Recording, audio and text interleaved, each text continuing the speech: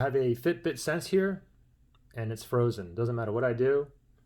Even if I press the side button here, I can tap it, I can feel it vibrate, but it's just frozen. So how do you fix this? Very simple, okay? With that power button here, what you want to do is press and hold, let it vibrate, and then hold it. Don't let go. Keep holding. I'm still holding onto that button.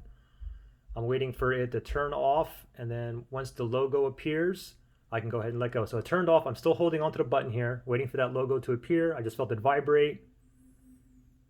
There's the logo. Go ahead and let go, and now it should boot up properly. So let's wait for this to boot back up. Should be coming up any second. Here it comes, and voila, we're back in business. Remember, if you guys are have a frozen screen, as soon as you hold this button down, you have to feel it. It has to vibrate and just hold it, okay?